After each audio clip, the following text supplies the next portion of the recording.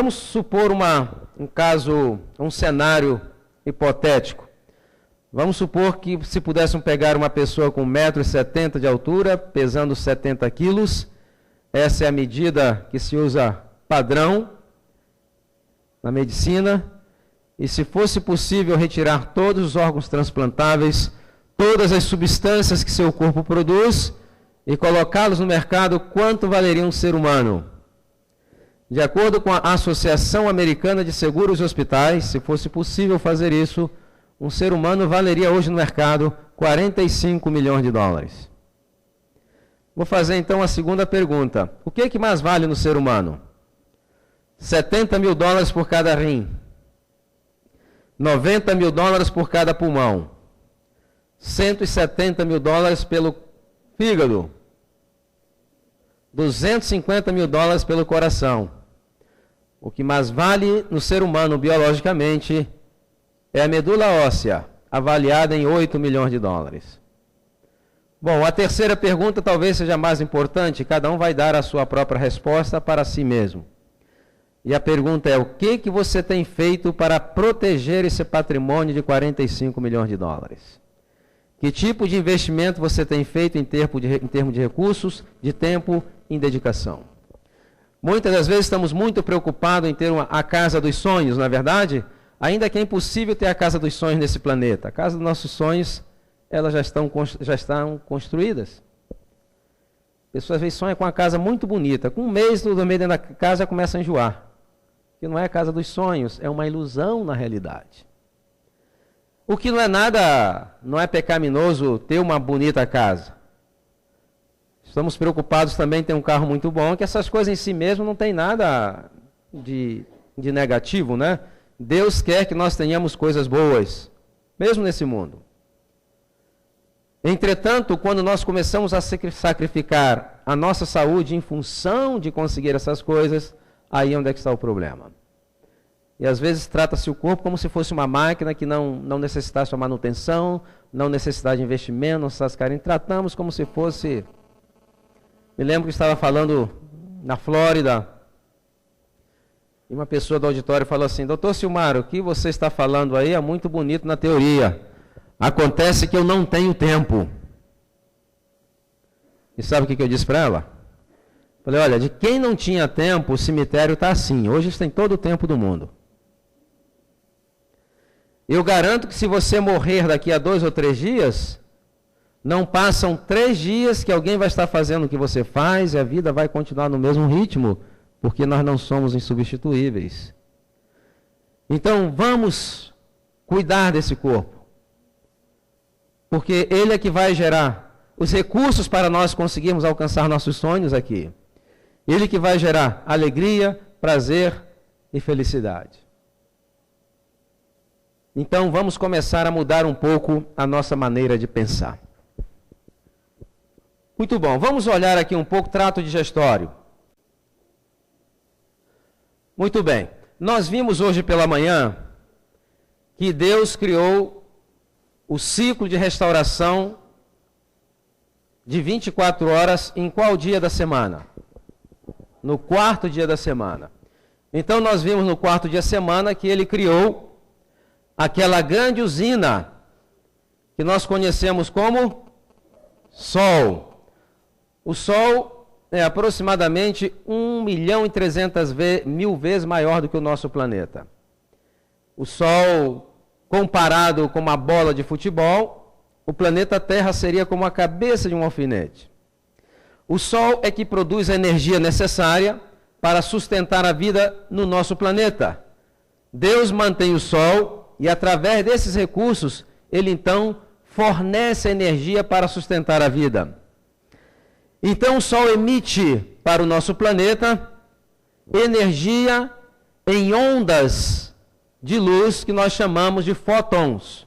São as unidades de luz, a unidade de energia que o Sol manda para o nosso planeta. E esses fótons, quando são emitidos no Sol, eles percorrem o espaço a 300.000 quilômetros por segundo, que é a velocidade da luz, e leva mais ou menos 8 minutos para chegar ao planeta Terra. Quando essa energia esses fótons chegam ao nosso planeta, eles são captados pelas folhas das plantas verdes. Somente as plantas verdes é que têm a habilidade de captar essa energia eletromagnética.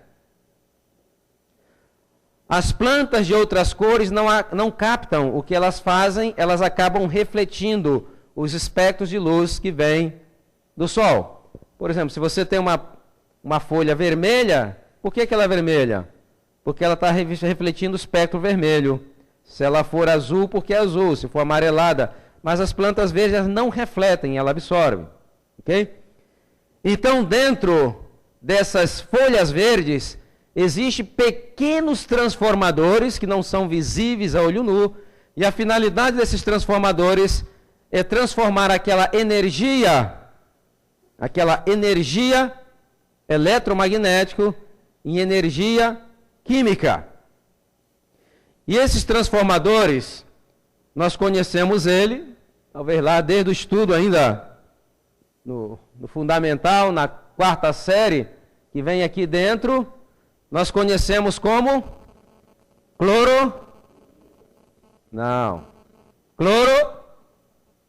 cloroplastos. Clorofila já é outra coisa. Cloroplastos. A clorofila é a substância. O transformador é o cloroplasto. Então, esse transformador pega a energia do Sol e aí faz o seguinte, com aquela energia, a planta vai usar, aqui é outra coisa interessante, a planta pega, por exemplo, 1000 unidades de energia, ela só usa 900 unidades, e ela pega 100 unidades e dá o dízimo dessas 100 unidades. Ela pega 900 unidades para seu crescimento e metabolismo, e aí então ela pega o dízimo e armazena em alguma forma. Mas para que ela armazena esse excedente? Para alimentar homens e animais. Então, em todos os níveis de cadeia de energia, essa energia ela é dizimada. Ele pegou 1000 unidades, por exemplo, ele não usa as 1000, usa 900 e armazena quanto? 100. Então, com essa energia, essa planta vai pegar o quê? Ela pega água, minerais, que são componentes inorgânicos, pega também o gás carbônico, com aquela energia e com essa matéria-prima, a água vai fazer o quê? Vai produzir oxigênio e aquela energia excedente vai ser armazenada em forma de um fruto. Deu para entender? Tá fácil, né? Vamos supor que essa planta que obteve essas 1000 unidades de energia seja então uma batateira. Então ela usa 900 unidades e ela pega o restante daquela energia e vai armazenar em forma de quê? De batata, que é o que sobrou, ela armazenou em alguma forma. Se for um limoeiro, aquela energia vai ser armazenada em forma de limão. E se for um mamoeiro, uma videira, se for um cajueiro, caju. Então o que nós notamos é o código genético da planta, é que vai determinar em que forma, cor, sabor, aroma e textura em que aquela energia vai ser armazenada. Como existe uma variedade muito grande de código genético nas plantas, existe uma variedade muito grande de alimentos. Então, o que nós vimos é o seguinte, que a planta pegou a energia do Sol e pegou componentes inorgânicos que não são, se for colocado por unidades, nós não podemos nem ver sem ajuda, pois nós podemos ver uma quantidade de água, mas não podemos ver os seus componentes, que são átomos. Então ela pega aquelas unidades tão pequenas e vai montando alguma coisa grande. Ok? Agora, vamos supor que o que essa planta montou seja uma maçã. Nós não podemos pegar essa maçã, colocar dentro da boca e tentar engoli-la. Não temos como fazer isso. Para que possamos obter os elementos que estão ali, nós temos que transformar essa maçã em unidades tão pequenas, mas tão pequenas que possa ser absorvida pelo nosso organismo. Para isso, Deus criou uma linha de desmontagem para desmontar aquilo que a natureza montou. Essa linha de desmontagem é uma linha muito organizada. Cada departamento está encarregado de desmontar alguma coisa.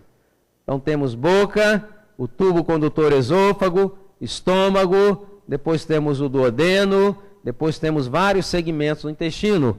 E cada um desses segmentos está especializado em desmontar alguma coisa. Cada segmento. Deixa eu dar algumas informações interessantes a respeito dessa linha de desmontagem.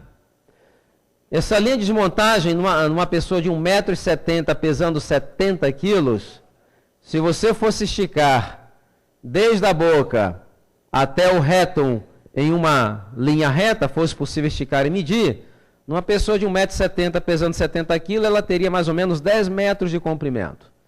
Então, como que ela cabe ali dentro? Porque ela está bem organizada. Ok? Essa linha de desmontagem, ela é controlada pelo sistema nervoso central. É o sistema mais inervado do organismo que nós temos. Por isso que quando existe estresse, ansiedades, uma série de problemas na mente, acaba refletindo no nosso trato digestório. E vai refletir também de maneira diferente em diferentes pessoas. Por exemplo, tem pessoas que quando estão sob tensão dá uma diarreia. Tem outras que já ficam com prisão de ventre. Não é verdade? Então, essa resposta ela vai ser diferente em diferentes pessoas. Esse trato digestório, aqui, por exemplo, essa parte chamada intestino liso, é onde se dá a absorção da maioria dos nutrientes. Esse intestino liso, se você fosse cortá-lo e medir a sua área, ele teria apenas meio metro quadrado. Entretanto, o grande engenheiro do universo, ele colocou dentro daquele intestino ali estruturas que nós conhecemos como vilosidades. O que são vilosidades ou vilos? São projeções parecidas com um carpete bem felpudo, que tapetiza aquela parte interna do trato do intestino liso, e essas estruturas acabam transformando a área de absorção de meio metro quadrado para uma área de absorção de 250 metros quadrados, equivalente a uma quadra de tênis. Por isso que essa área ela é muito bem vigiada, porque é a maior área que coloca o ser humano em contato com o mundo exterior, muito mais que a nossa pele. Por isso que ela é muito bem vigiada, e aproximadamente 60% dos linfáticos estão distribuídos aqui. Por quê? Porque ela é seletiva, ou deve ser seletiva. Se entrar ali alguma molécula de determinado tamanho que não deveria entrar, imediatamente elas são o quê? Destruídas. Então é muito bem vigiado o nosso trato digestório. Aqui tem uma pequena estrutura. Essa estrutura chama-se apêndice. A medicina moderna sempre ensinou que o apêndice era um órgão vestigial. O que é um órgão vestigial? O órgão vestigial é o seguinte: baseado nessa filosofia do evolucionismo, ele diz o seguinte, que o cólon do ser humano ele era muito maior. E à medida que foram passando o tempo, foi mudando a alimentação, o cólon foi ficando menor, e ficou aquela tripazinha ali, que segundo ele não serve para nada, só serve para infeccionar. E baseado nessa filosofia, foram feitas milhares e milhares, eu creio que centenas de milhares das chamadas cirurgias profiláticas. O que é cirurgia profilática? Bom, O cirurgião abre o indivíduo para operar uma coisa. E ele diz o seguinte: eu já estou aqui, eu já aproveito e levo também um apêndice, porque isso não serve para nada, só serve para infeccionar. Entretanto, nos últimos 15 anos, o que nós descobrimos? Na realidade, esse apêndice não tem nada a ver com o órgão vestigial. Ele é um posto avançado, é um tecido linfóide, e ali estão células de defesa do nosso organismo, que vai fazer o quê? Número 1, manter a nossa flora intestinal no número ideal para que não se multiplique de maneira desordenada e possa trazer enfermidades. Número 2, vigiar se existe a presença de alguma bactéria patogênica para imediatamente destruí-la. Então, a parte importante do nosso sistema imune. E hoje já se sabe que pessoas que tiraram o apêndice, eles têm de 3 a 5 vezes mais chances de desenvolver problemas inflamatórios no intestino ou também desenvolver câncer do cólon. Por isso que essas pessoas precisam cuidar muito mais, porque o seu posto avançado de defesa não está funcionando. Logicamente que quando existe uma infecção, é uma emergência médica, tem que operar, não tem jeito. Mas o que ocorre é que esse problema, por exemplo, de apendicites, colelitiases, são problemas, colelitiase é pedra na vesícula, são problemas relacionados quase que exclusivamente a hábitos alimentares. Como nós sabemos isso? Que a Europa e Américas, a incidência é muito grande. Entretanto, em outros países, esses problemas são quase que desconhecidos, são muito raros. E qual a diferença que existe entre esses países e os outros? É a alimentação. Agora, existem algumas estruturas aqui que não faz parte da linha de montagem, mas desempenham uma função muito importante. Aqui nós temos o fígado. O fígado, na minha opinião, é o órgão mais fascinante que existe no corpo humano. Fascinante, espetacular. Eu até creio que quando alguém fosse fazer uma declaração de amor, deveria falar: eu te amo com todas as forças do meu fígado. Porque o coração, ele é uma bomba, conjunto de bombas que trabalham, mas o fígado não. Para vocês terem uma ideia, o fígado, ele pode, que se sabe até agora, ele realiza cerca de aproximadamente 500 reações químicas diferentes. E já se fizeram as projeções, se fosse possível realizar todas as reações químicas que ocorrem no fígado, se isso fosse possível fazer no laboratório, e não é possível, porque muitas reações que ocorrem aí, nós não conseguimos ainda repetir em laboratório. Mas se fosse possível, esse laboratório teria que ter 250 quilômetros quadrados. Se fosse possível. E essas reações ocorrem naquele órgão entre 1 quilo, 1,5 kg até 2 quilos, bem protegido. O fígado, ele é o que faz o trabalho duro metabólico do nosso corpo. É ele que contribui para neutralizar substâncias tóxicas a cada momento.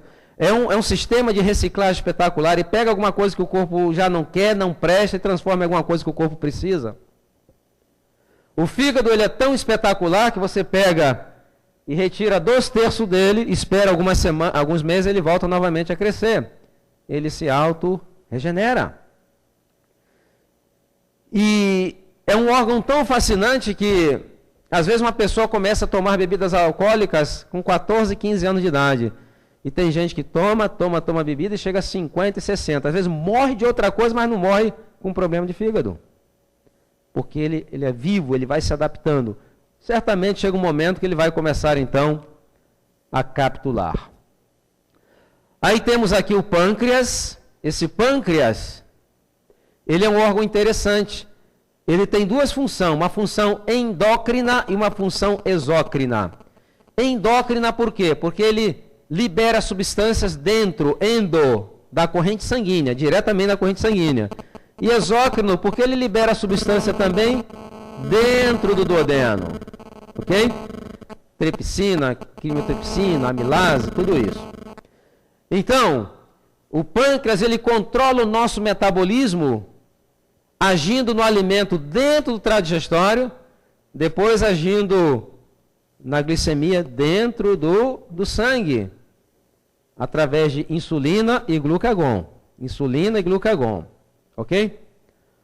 Agora, essa máquina aqui, muito bem projetada, quando ela saiu das mãos do Criador, ela já veio com selo de garantia para durar quanto tempo? Que nós vimos hoje pela manhã? Com uma boa manutenção, quanto tempo? 120 anos. Entretanto, a maneira e a falta de manutenção. Tem pessoas que chegam aos 40, 50 anos. Essa máquina já está o quê? Detonada. Em termos de energia vital, a pessoa já está vivendo de pré-datados. O resultado o que é? Envelhecimento precoce, enfermidades e morte prematura.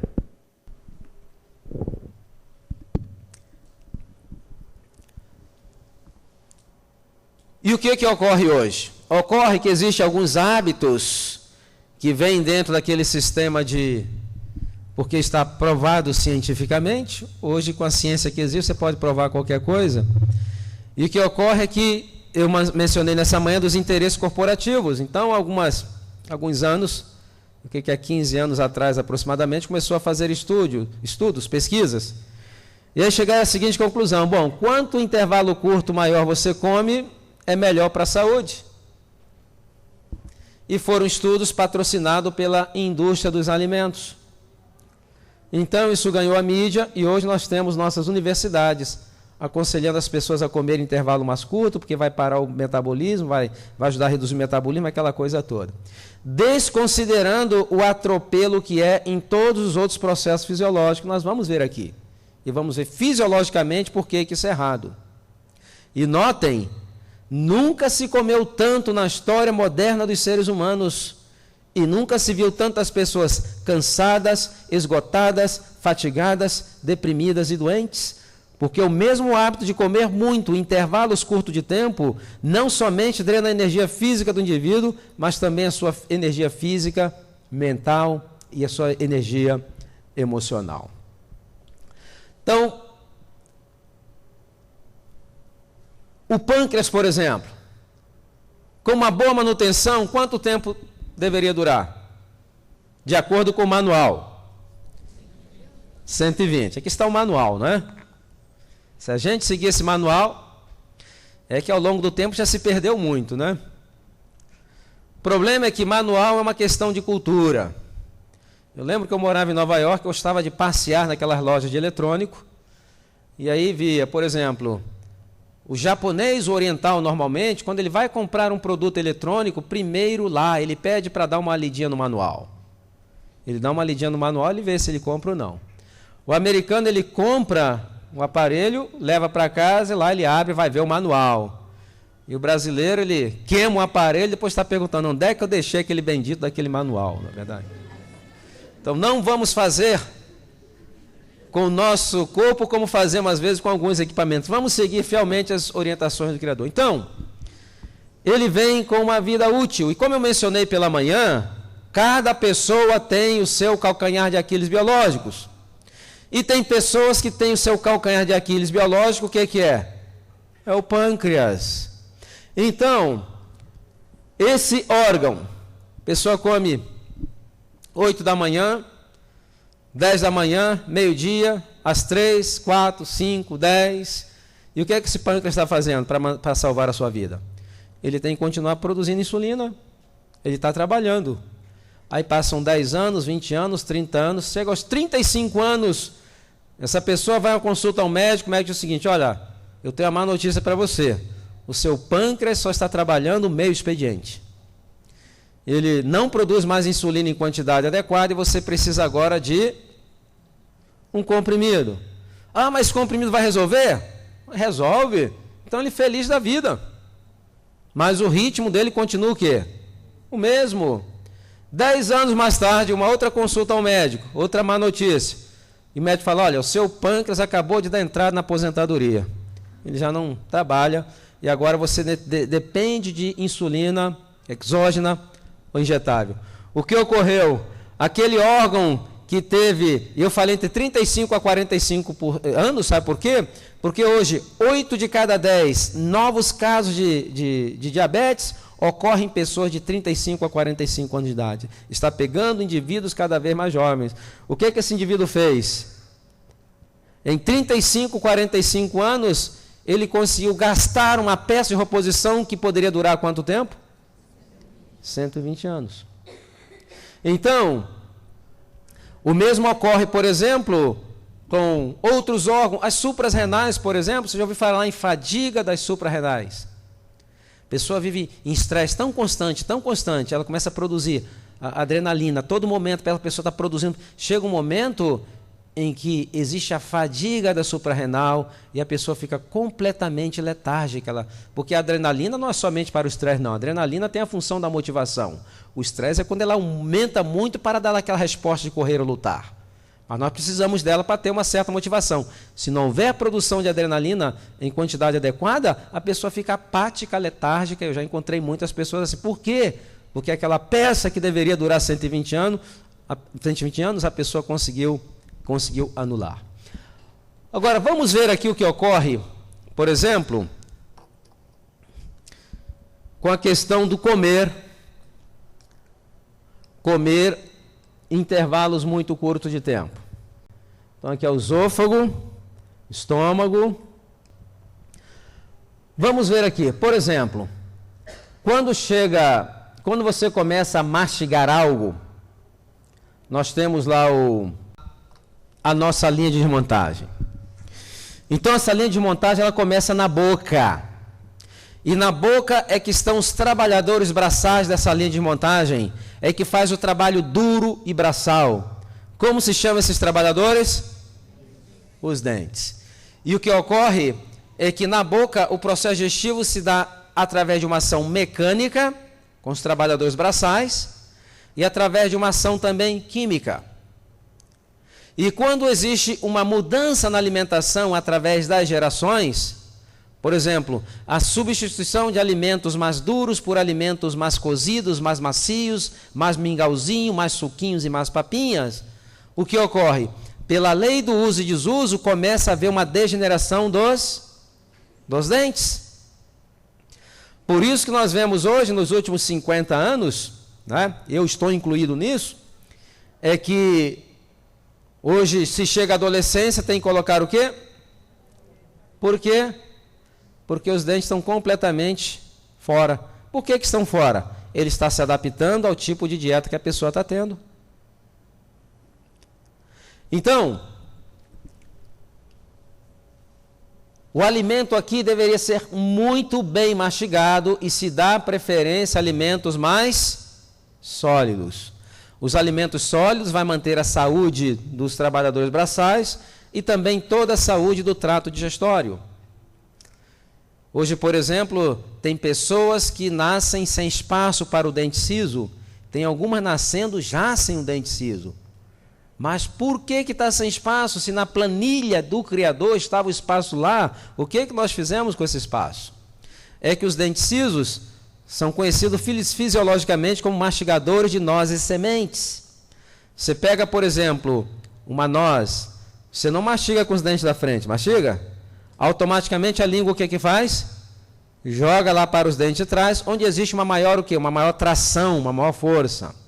Entretanto, nos últimos 50 anos, essas gerações não mastigam mais nozes e sementes, e através da lei do uso e desuso, o que aconteceu? Ele atrofiou. Agora, se eu voltar a mastigar nozes e sementes, será que ele vai aparecer de volta? Não. A Bíblia diz que leva 3 gerações para você recuperar uma função genética que foi perdida. Diz que persegue a maldade dos pais nos filhos até a 3ª. Mas ele também diz o quê? Faço misericórdia a milhares que me amam e cumprem os meus mandamentos. Então, se você começar a ensinar o seu filho, aí vai novamente voltar. E existe aquela questão de pensar que a questão dos dentes é problema de cuidado com os dentes. Lá nos Estados Unidos, existem supermercados em que existem verdadeiros corredores para produtos para o cuidado, para a higiene oral. existe 2 ou 3 escovas para cada dente. Uma parafernália incrível. Se você for usar tudo aquilo, tem que estar aposentado, porque não vai sobrar tempo para fazer mais nada. Entretanto, apesar de toda essa parafernália, existe lá um índice de 300 cáries para cada 1.000 habitantes. E aí você vai a alguns países da África, ou algumas ilhas lá das Polinésias, e vem aquelas pessoas te cumprimentarem com aquele sorriso perfeito, branco, e você pergunta, quantas vezes você escova os seus dentes por dia? E pasmem, a maioria nunca nem viu uma escova de dente na vida. Índice de cáries, 3 cáries por cada 1.000 habitantes. Então, na realidade, o cuidado que nós fazemos com os dentes, se não fosse os odontologistas, as pessoas chegariam a 24, 25 anos, já estaria todo mundo banguelo. O que estamos tentando fazer, o que se faz é atrasar esse processo de deterioro, que não é questão de higiene somente, é uma questão sistêmica. Uma mastigação pobre, com alimentos que necessitam mastigação vigorosa, provoca deterioro das gengivas, e aí provoca-se enfermidades periodontais, que vai se alojar ali bactérias, que vai disseminar focos infecciosos através de todo o organismo, em alguns casos levando até endocardites. Começa aqui e é disseminado através de todo o organismo. E aí chega um momento que esses trabalhadores braçais, quando eles não são estimulados, eles vão ficando preguiçosos. Eles vão ficando preguiçosos, o que acontece? Cáries dentares, perda de dentes, problema de oclusão. Uma pessoa toma hoje uma vitamina pela manhã, depois um sanduichinho, um suquinho, uma papinha, somente coisas cozidas, aquilo vai se adaptando de acordo com a dieta do indivíduo. É baseado na dieta. Ok? Porque, por exemplo, que os chineses têm aquele dentinho meio para fora. Aquilo é ideal para comer arroz com aquele palitinho. E eles têm feito isso por centenas de anos, ou milênios na realidade. Nós vamos nos adaptando, ok? Agora, de vez em quando alguém fala, doutor Silmar, eu estou me alimentando muito bem. De manhã eu coloco no liquidificador, fala com todo orgulho, né? Banana, mamão, castanha de caju, ração humana, leite de soja. E aí eu tomo aquilo de manhã e me sinto muito forte. E sabe o que eu digo? Forte não, você deve estar cheio de gases, cheio de distensão abdominal, né? Por quê? Banana, mamão, cereais, onde deveria começar a digestão? Na boca. E o que aconteceu com aquilo que ele bebeu? Foi direto, passou sem digestão. Então, mesmo os sucos e vitaminas deveriam ser mastigadas, desgustadas e saboreadas. E aí o que ocorre? Ele tomou, e aquilo ali então vem, passa o estômago, ele tem 2 portões. O primeiro portão chama-se válvula gastroesofágica, e o segundo portão chama-se válvula pilórica. Quando você começa a mastigar alguma coisa, imediatamente esse portão de baixo ele fecha. Por quê? Seu estômago produz, ele tem uma outra ferramenta. A ferramenta desse departamento da boca, a principal chama-se amilase, que é especializada em desmontar amidos. No estômago existe outra ferramenta, porque é um outro departamento. Esse departamento, a ferramenta principal, chama-se ácido clorídrico, que vai desmontar proteínas em aminoácidos. Ok? Então, quando você começou a mastigar, o piloro fechou. Por que fecha? Porque aqui produz ácido. O estômago, ele tem uma capa, que é uma geleia branquiçada, nós chamamos de mucosa. Essa capa não permite que o ácido que ele produz gira o próprio tecido do estômago. Entretanto, o duodeno não tem. Se esse piloro fica aberto, à medida que ele vai começando a se movimentar para misturar o alimento ao suco gástrico, pode vazar para o duodeno e aquilo ali vai provocar o quê? Uma úlcera gastroduodenal, porque o duodeno não conta com essa proteção. Então ele tem que estar bem fechado. E aí chegou aquele suquinho, aquela papinha que tomaram de manhã. Quando chega no estômago, há uma reclamação. Eles colocam a mão para trás e falam, esse pessoal lá em cima, que trabalho estranho estão fazendo. Nós não temos essa ferramenta aqui. Não temos, como é que nós vamos fazer isso? E aí o estômago o que faz? Manda um e-mail de reclamação para o departamento de controle de qualidade, que é o cérebro. O cérebro fala, então fazer o seguinte, então ele manda impulsos elétricos para provocar contrações na parede do estômago, na tentativa de devolver para a boca aquilo que não foi desmontado corretamente.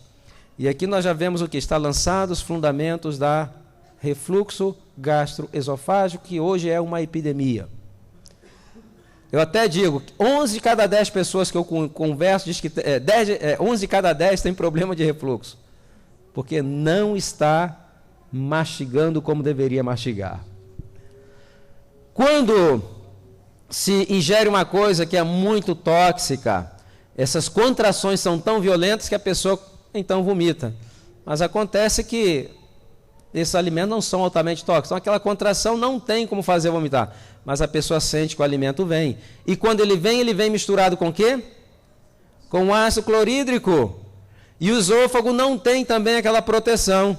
E o que ocorre? O ácido começa então a queimar o tecido do esôfago, que pode levar a médio e a longo prazo uma incompetência da válvula gastroesofágica, pode levar a uma calásia, pode levar a esofagites e, em casos mais extremos, ao câncer de esôfago, que é um câncer muito agressivo, do diagnóstico ao óbito, aproximadamente 6 meses. Então, a mastigação ela é muito importante e quando ela chega aqui, aí o estômago vai poder cuidar da sua parte. Qual é a sua parte? Desmontar polipeptídeos, ou seja, desmontar proteínas em unidades chamadas aminoácidos, que vai fazer parte do estoque de aminoácidos do organismo, onde ele vai usar aquele aminoácido para sintetizar aquilo que ele precisa. Agora, chegou no duodeno. Quando o alimento tem muita gordura, que ele chega no duodeno, aqui nós temos uma glândula debaixo do fígado, chamada o quê? Vesícula. Essa glândula, ela está cheia de bile.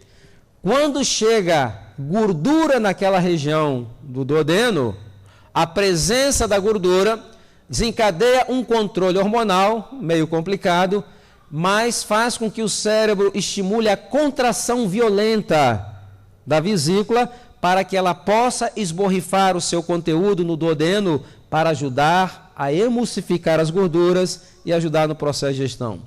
Notaram que é uma linha que trabalha em sincronia? Cada um tem o seu trabalho, cada um tem a sua função. E nós, então, acabamos de desregular completamente. Então, vamos ver aqui o que ocorre com a questão da quantidade e frequência inadequada dos alimentos. Vamos supor que você comeu às 8 horas da manhã. Você sentou, mastigou bem mastigado, saborou seus alimentos. Aquele alimento bem mastigado, ele é conduzido pelo esôfago até o estômago. Depois que você tomou o seu último bocado do desejum, então existe um tônus maior naquele esfíncter gastroesofágico. Então você tem um ambiente ali super controlado, porque é um ambiente muito o quê? Ácido. Ele é tão ácido que se colocar o dedo lá dentro, ele queima. Ok? E aí começa.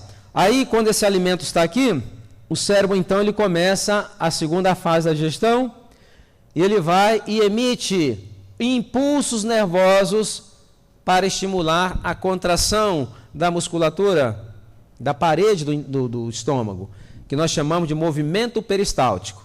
Qual é a função desse movimento peristáltico? É misturar bem os alimentos com o suco gástrico. Quanto tempo? Vai depender da quantidade de proteínas, mas vamos colocar uma média de 2 horas. Então você comeu às 8 horas da manhã, começou então o processo digestivo, e depois de 2 horas, aquele ambiente que estava ácido, ele voltou a alcalinizar.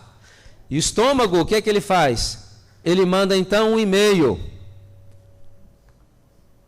para o cérebro, dizendo o seguinte: pode liberar o piloro, porque aqui já terminamos. Aí o que o cérebro faz? Está no horário do lanchinho das 10, está acabando de chegar aqui. E aí, quando aquele pilouro ia abrir, às 10 da manhã, o que ocorreu? Chegou o lanchinho das 10.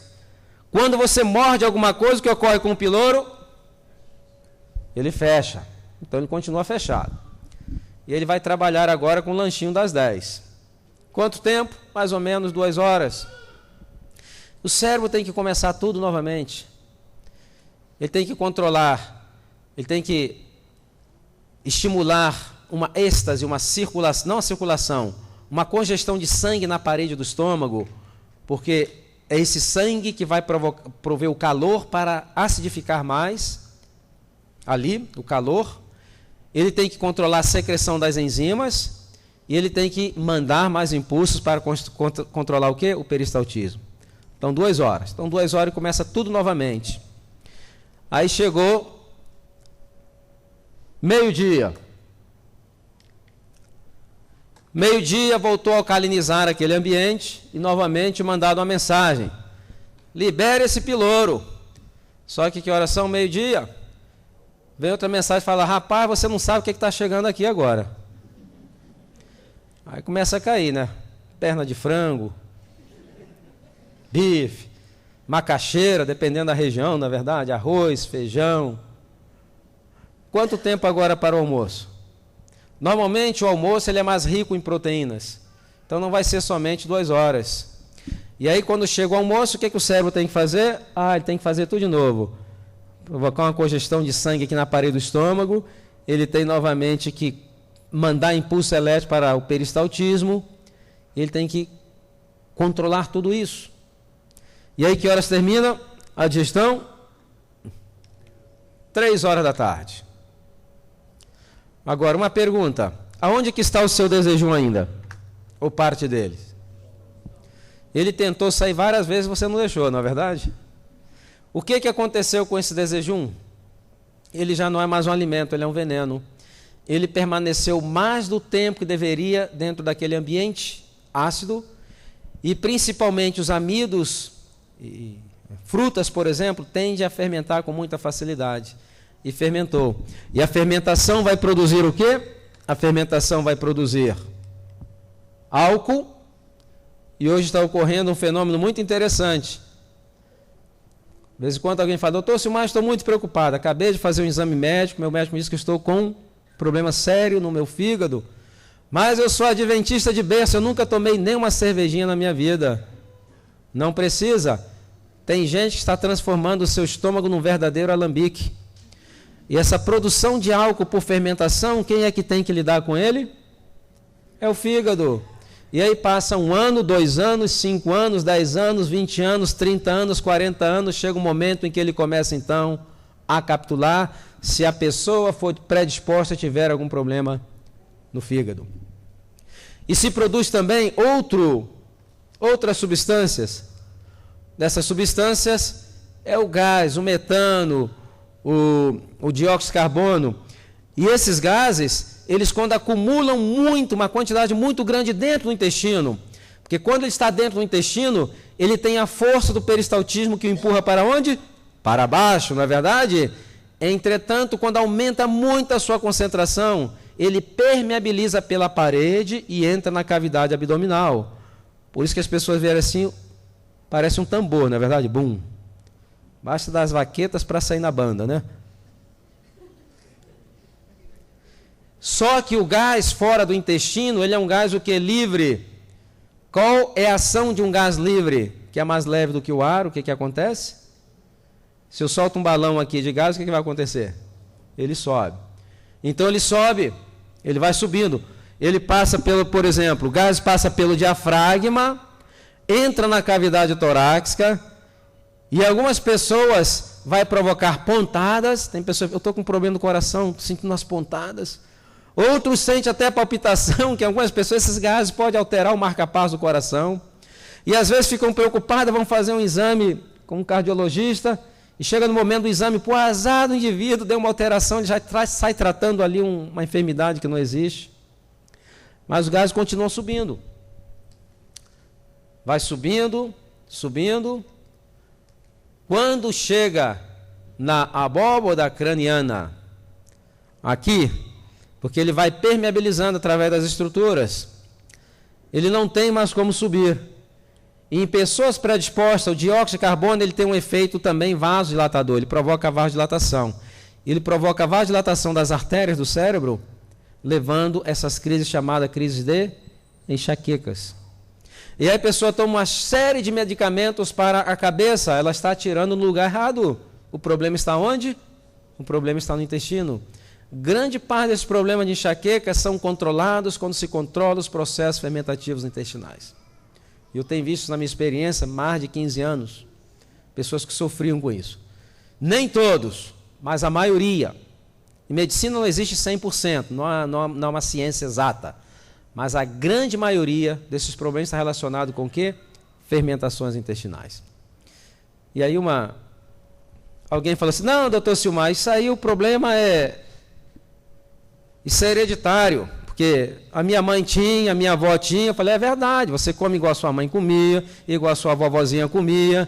Então, nós não herdamos a maioria das enfermidades, herdamos os hábitos. E aqueles hábitos que adoeceram nossos pais, vão nos adoecer também em idade cada vez mais jovens. Agora, qual intervalo deveríamos dar entre as refeições? Pelo menos quanto tempo? 5 horas, né? E de onde veio essas 5 horas? Foi assim? Primeiro, as glândulas que produzem enzimas digestivas no organismo, elas trabalham no ritmo chamado pulsátil. O que é um ritmo pulsátil? Elas trabalham no ritmo onde existe um período para as vesículas encherem, existe o esvaziamento e ela precisa de um tempo para voltar a encher e ter em quantidade suficiente. Por exemplo, você passou a noite toda sem comer, dormindo. Quando você acorda de manhã, elas estão perfeitamente cheias. Se você mastigar bem, você vai produzir enzimas, vai liberar na realidade, que já estão produzidas. Aí você vai comer às 10 horas da manhã, você vai ter? Você vai ter, mas não em quantidade adequada. Aí a pessoa mastiga, aquela coisa está meio seca, aí o que ela faz? Para complicar ainda mais, a água, o suco, e acaba já estragando todo o processo digestivo. Eu gosto de comparar isso aí, por exemplo, na região que eu moro no Texas, é uma região onde existem muitas cascavéis. Existem tantas cascavéis que o governo autorizou fazer rodeio de cascavel. Se você for em San Antônio, El Paso, você pode pedir um prato de cascavel por $35. É uma região onde existe muito gado. O maior produtor de gado lá da região está no Texas, no norte. E esses animais dão muito prejuízo ao gado. Então o governo autorizou um controle indireto da população de cascavéis. E são animais de sangue frio. Então quando a temperatura às vezes cai muito, eles buscam lugares quentes. O ano passado, em janeiro, na fronteira do Arizona com o Texas, teve uma escola que teve que fechar por uma semana. Sabe por quê? Infestadas de cascavéis. Então, por exemplo, temperatura caiu, elas vão procurar algum lugar quente e às vezes pela manhãzinha, pedras absorvem calor, não é? Elas buscam no asfalto, muitas são mortas porque buscam lá e vem os carros e acabam matando. E na garagem da sua casa, você chegou com um carro, por exemplo, desligou o motor, mas o motor permanece o quê? Quente. E dizem que elas têm detetoras de temperatura que vão buscar esses lugares mais quentes. Através de detetores de temperatura que elas também encontram suas presas, através do calor produzido, não é? Dizem. Então existem muitos acidentes com esses animais. Então, na emergência lá existe um protocolo. O protocolo é o seguinte: uma pessoa foi picada por uma cascavel. E as picadas sempre são nas extremidades inferiores ou superiores. É onde você pisa, onde você se agacha para pegar alguma coisa. E vamos supor que você teve uma picada na mão esquerda, mais ou menos aqui.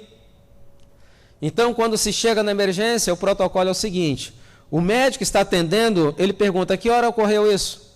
Você fala: doutor, foi há 1 hora atrás. O que é que ele faz? Ele pega uma caneta piloto e faz um círculo em volta da marca daquela picada, mais ou menos 3 centímetros de distal. e coloca você em observação por 2 horas. Em 2 horas, ele quer determinar se aquela picada for uma picada seca ou se for uma picada molhada. Mas o que é picada seca e picada molhada? Picada seca e molhada é a seguinte: vamos supor que uma cascavel me pique, entretanto, para minha sorte, 1 hora antes ela havia picado um coelho, esvaziou as vesículas que armazenam a neurotoxina e não houve tempo para produzir e armazenar em quantidade suficiente para me dar uma reação sistêmica. Então aquilo vai ser uma reação local. Se em 2 horas o médico for observar e a reação da neurotoxina está dentro daquele limítrofe, é porque foi uma picada seca. Entretanto, se aquela reação começa a passar por aquele limítrofe, é que foi uma picada molhada. E aí tem que se dar todo o tratamento de apoio. Se dá o soro antiofídio, tem que ter preparado o sistema de ventilação mecânica, tem que alertar cirurgiões, porque às vezes a reação tem reações tão violentas que começa a inchar, e o que ocorre? A inchação começa a comprimir os vasos dentro, levando a uma síndrome chamada compartimental, que aí previne a circulação de sangue, aquilo necrosa muito rápido, então o cirurgião tem que fazer incisões longitudinal para poder aliviar a pressão e manter então a irrigação sanguínea daquela região. E o soro antiofídio? Agora, algumas pessoas no Brasil me perguntam, e por que não dá o soro antiofídio assim que a pessoa chega na emergência? É muito simples. Uma grande parte da população morre do soro e não morreria da picada. Muitas pessoas têm reação adversa ao soro. Então, o que está vendo é risco-benefício. Se for uma reação sistêmica, vale a pena o risco de dar o soro, porque o caso dele vai ficar um caso grave. Se não for, podemos se observar, e se for uma picada seca, 2 horas depois, trata aqui localmente, manda a pessoa no dia seguinte ver o seu médico da família e continua assim. Então, o que nós estamos querendo ver é risco-benefício. Então, na realidade, trabalha mais ou menos assim. Existe um momento em que está enchendo, armazenando nas vesículas, existe aquele esvaziamento e necessita-se também um tempo. Por isso que a pessoa fala, mastiga, está seco. Claro, ela está mastigando toda hora. Mas, entretanto, tem pessoas que não param aí às 3 da tarde, outras 3h15, não é? Começa a comer de novo, 5, 6, 7. Outros chegam em casa às 9 horas da noite, preparam aquele lauto jantar, aquele banquete, e alguns se sentam assim com toda a solenidade frente para as vítimas, que pode ser um frango, um bezerro, alguma coisa, e aí parte para o ataque. Vocês lembram que eu mencionei pela manhã a questão do ciclo que está dividido na fase clara e na fase escura? Quando o sol se põe, o cérebro começa a liberar na corrente sanguínea uma substância chamada melatonina. O que é melatonina? Melatonina é um relaxante muscular. Esse relaxante muscular está preparando você para dormir ou para um banquete? Para um banquete. Entretanto, 9 horas da noite, na realidade essa melatonina penetra também na musculatura, porque o trato digestório é composto de várias capas musculares que recebem a ação da melatonina.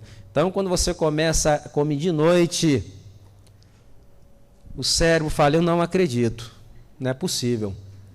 Porque agora o que vai ocorrer? Ele vai ter que ter um esforço muito maior, porque ele vai ter que estimular tecidos que estão sob efeito de um relaxante muscular. Então vai ser um trabalho duro, que vai arrastar-se até altas horas da noite, e aí vai vir um fenômeno. Às vezes a pessoa esteve na cama 10 ou 12 horas, entretanto, quando acorda no dia seguinte, está pior do que quando foi dormir. Sabe por quê? Porque você nunca chegou a uma profundidade de sono que pudesse reparar aquele cansaço.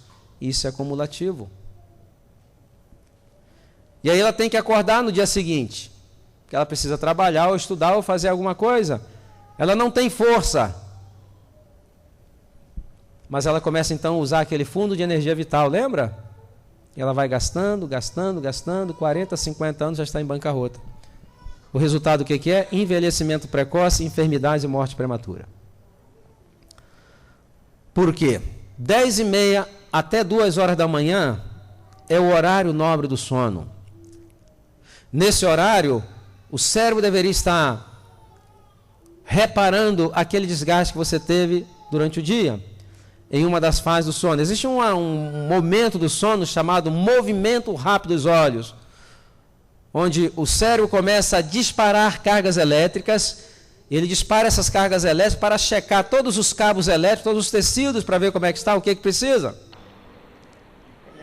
E como os olhos possuem nervos ópticos que estão atrás e que tem um calibre muito grande, essas descargas elétricas provocam o olho do indivíduo de um lado para o outro numa velocidade muito grande. Ainda bem que a pessoa está com o olho fechado, né? Que se um esposo ou uma esposa olha, aquilo está assim, ela sai correndo, né? Enlouqueceu. Então é uma velocidade muito grande. Quando é detectada alguma lesão, já vem uma informação para o cérebro.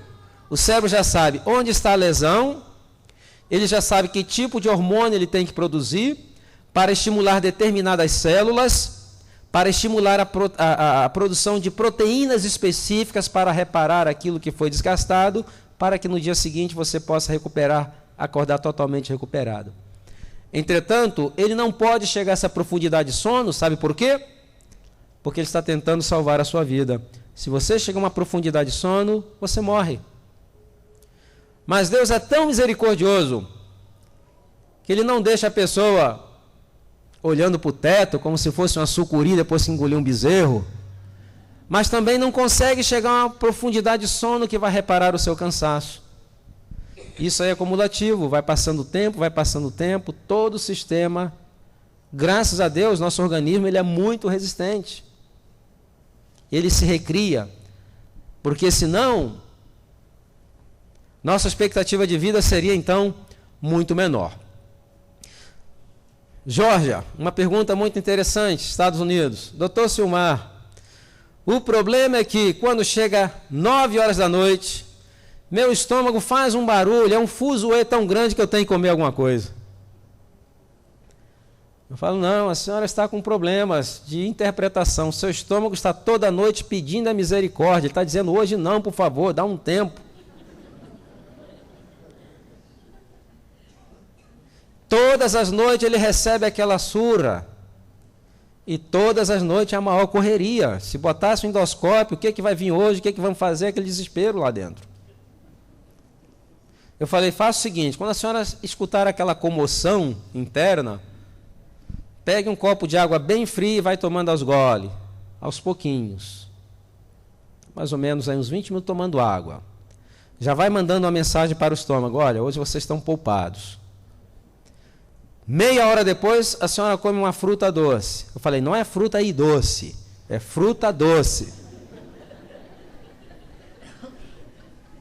Bem mastigado, misturando bem com a saliva, e depois vai dormir em paz com o seu estômago. A senhora vai ser uma noite de sono reparadora, no dia seguinte vai amanhecer dispostas, pronto para fazer um bom jejum e colocar novamente a sua vida em harmonia com as leis da saúde. E realmente é isso que acontece. Existe fome e existe vontade de comer. A fome são necessidades calóricas do organismo. A vontade de comer é uma condição que nós impomos ao organismo. Então nós temos que descondicioná-los. Ok?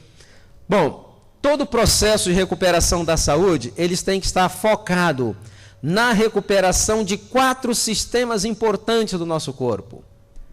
Primeiro sistema digestório. É impossível ter uma boa saúde se não se tem uma boa digestão. É impossível. Se o que você comeu não foi desmontado de maneira própria, não vai produzir aqueles elementos de qualidade que você necessita. Então a restauração do processo da linha de desmontagem, ela é fundamental. Agora, se a linha de desmontagem é uma máquina, vamos supor que essa máquina desmontou, ela desmonta e ela empacota.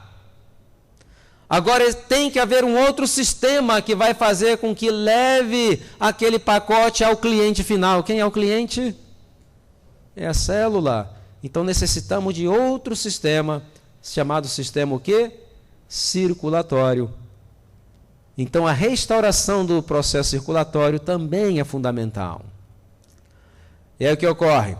Depois que aquela célula utilizou, né, aquela matéria-prima que chegou até ela de qualidade, sempre vai haver o quê? Dejetos que têm que ser eliminados. E para isso necessitamos, em bom funcionamento, um outro sistema chamado sistema excretório. E aí, para coordenar tudo isso, nós necessitamos o bom funcionamento de qual sistema? Sistema nervoso central. Então, o processo de revitalização que eu vou ensinar amanhã é um processo que visa a recuperação da integridade desses 4 sistemas.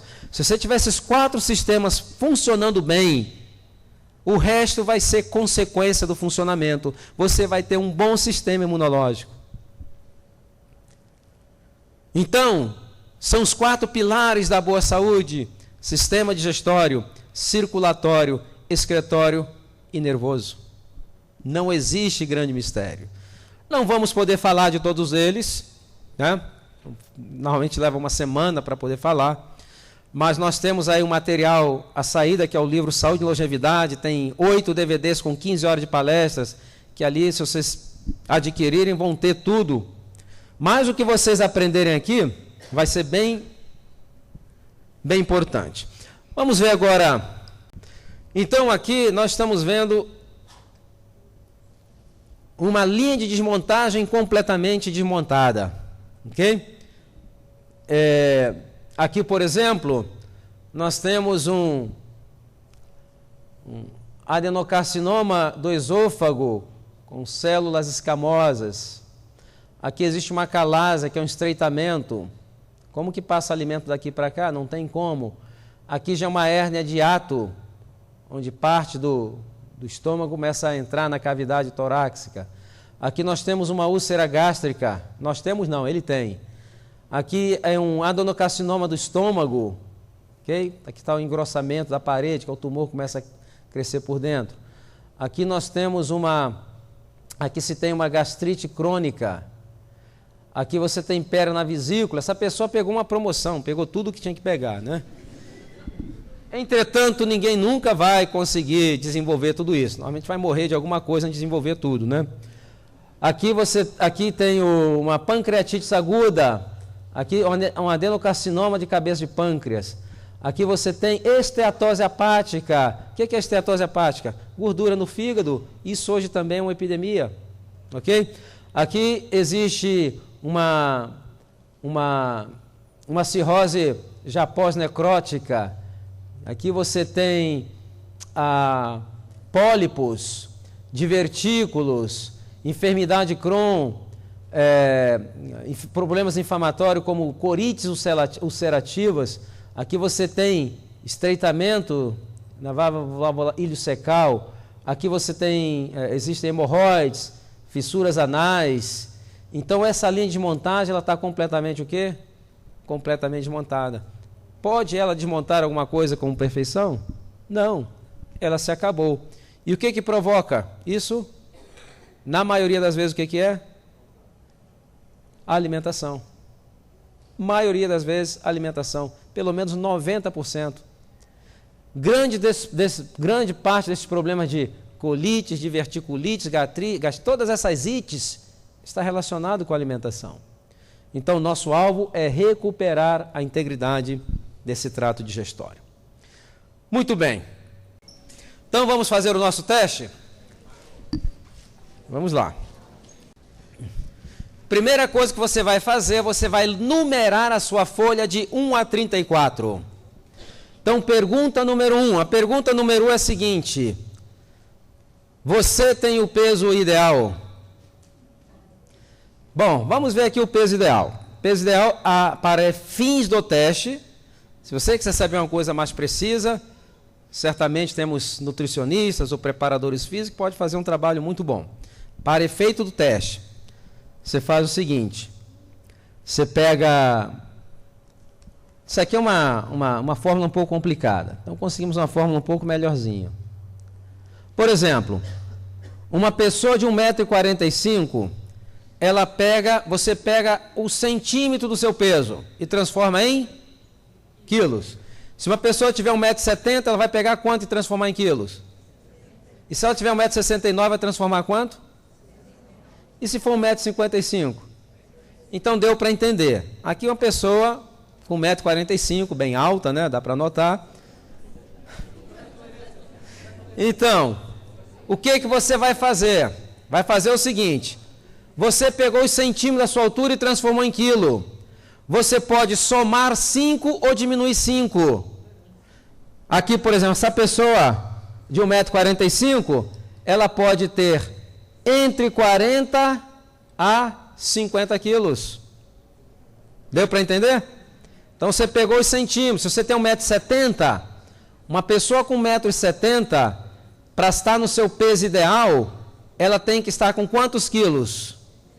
De 65 a 75. Se estiver dentro dessa janela, aí ela tem um peso ideal. Deu para entender? Deu? Alguma dúvida? Isso para efeitos do teste, ok? O teste ele é muito mais misericordioso do que uma nutricionista. Então, se você tem o peso ideal, quantos pontos você ganhou? 20 pontos. Então, do lado do número 1, você vai escrever o quê? 20. Sabe por quê? Porque no final você vai ter que somar os pontos que você ganhou para nós compararmos aqui com os parâmetros de idade. Tá certo? Então aí vamos ver a idade biológica baseado no total de pontos. Tem que estar dentro. Ok? Então, pode colocar 0. Escrever alguma coisa ajuda, né? Bom, se você não tem o peso ideal, você não ganhou nada. Bem-vindo ao clube. Eu também não estou com o meu peso ideal. Eu tenho muita dificuldade de manter meu peso. Na minha família, por exemplo, vocês terem uma ideia, a média de vida por parte de mãe é menos de 50 anos. Todos morrem muito jovens. Infarto do miocárdio, derrame cerebral. Minhas primas que estão vivas, a maioria já não está, elas são todas complicadas com diabetes. Minha mãe, ela teve derrame com 29 anos de idade. Com 45 anos, ela teve o 3º derrame cerebral. E viveu o resto da vida com a completa incapacitada. Então eu não tenho muita energia vital. O que eu tenho feito é administrar aquilo que sobrou para mim. E nos últimos 30 anos, graças a Deus, não tenho tido nenhum problema de saúde. Mas se eu tivesse seguido o estilo de vida da minha família, não tivesse conhecido essa mensagem, outra pessoa deveria estar dando essa palestra aqui, que eu certamente não estaria aqui. Então tem um metabolismo muito lento. Bom, então se você não tem o peso ideal, você ganhou 20 pontos. Sim. Independente. Isso é uma base para efeito do teste. Ok? E aí se você... Oi? Como é que é? Não, ao contrário. A quantidade de jovens obesos está epidêmico. De crianças está epidêmico. Normalmente os velhos que tendem a ser mais magrinhos. Sabe por quê? Que o magro vive muito. Essa é a dura realidade, ok? Dura pra gente, né? Não para eles. Bom, todo mundo faturou 20 pontos, né? Bom, se você não tem o peso ideal, o programa de revitalização amanhã. Vamos lá. Número 2. Você não é hipertenso, você não sofre da pressão arterial elevada. Você não sofre da pressão arterial elevada, você ganhou 20 pontos. Ok? Pergunta número 3. Você não é diabético. Se você não é diabético, você ganhou quantos pontos? 20 pontos. E se você for hipertenso e diabético? Programa de revitalização física e mental amanhã à noite. Não se esqueça. Sim. Não existe pré-diabético, né? Isso aí é mais uma palavrinha de conforto, né? Pré-diabético, na realidade já é diabético. Mas quem está com 104, a fase da enfermidade 100% reversível, é uma questão de estilo de vida. Então você pode voltar a ser normal, um metabolismo normal. Entretanto, se você deixar, vai a diabetes tipo 2, agravada, e aí, quando chegar a insulina dependente, o negócio é mais complicado. 0. Amanhã à noite, ok? Pergunta número 4. Você não tem problemas do coração? Não é que se você não está apaixonado, não. Se você não está tomando algum medicamento, tem alguma patologia no coração. Se você não tem, você ganhou quantos pontos? 20 pontos. Pergunta número 5. O seu nível de colesterol de baixa densidade, ele está normal, ok? Normal aqui no Brasil, eu creio que é menos de 200 ml, não é? Entretanto, esse normal é baseado em uma população média que já tem muito alto. Então, quanto menos, porque ali já é o limítrofe, né?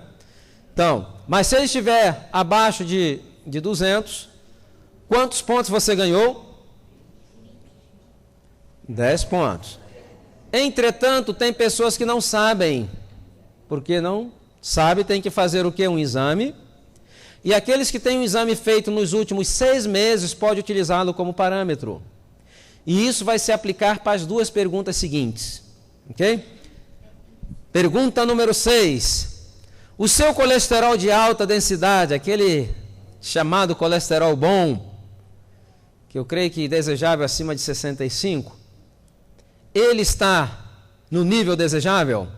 Se ele estiver, quantos pontos? 10 pontos. Agora, você vai se perguntar, puxa vida, mas uma pontuação tão baixa para o colesterol, não é? Não é?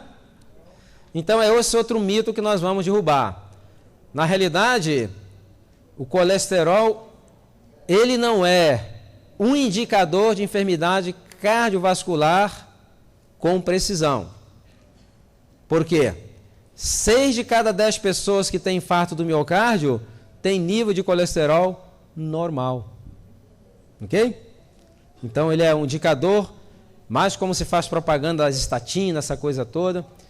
Então, existe um outro marcador, chama-se homocisteína. Esse é muito mais acurado que o colesterol. Nível de homocisteína, que é um aminoácido, que é um marcador inflamatório. Homocisteína muito alto, alerta, ok? Pergunta número 7. E o seu nível de triglicérides está normal? Triglicérides persegue aqueles que gostam muito de sucos, de massas, não é verdade? Doces. Se o seu nível de triglicérides está normal, você ganhou quantos pontos? 10 pontos. Pergunta número 8. Você não tem nenhuma doença crônica. Deixa eu definir o que é a doença crônica. Qualquer padecimento ou desconforto que esteja com você por mais de 6 meses. Qualquer doença, padecimento, desconforto que está com você por mais de 6 meses, já tem tempo de casa. Às vezes é muito difícil mandar embora. Então, deixa de ser agudo, passa a ser um problema crônico. Exemplo, se você tem uma rinite já por mais de 6 meses, deixou de ser agudo. Se você tem uma alergia, se tem gastrite, se tem hipertensão, se tem diabetes, qualquer padecimento, se você não tiver nenhum padecimento crônico, você ganhou quantos pontos? 20 pontos. Sim, alguém levantou a mão lá? Alguém levantou o lápis ali? Não? Ah, ok. É crônico também. Então, mais do que ninguém, essas pessoas precisam cuidar da saúde porque já têm certas deficiências. Oi? Câncer? Sim. O que mais? Oi? Também é. Então, quem falhou naqueles, automaticamente vai falhar. Se está por mais de 6 meses, né?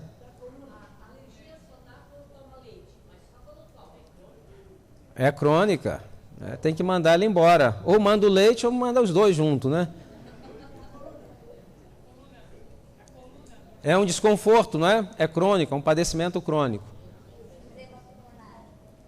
É crônico, a enfermidade crônica obstrutiva pulmonar. É. COPD, que eles chamam aqui? A gente chama de COPD lá.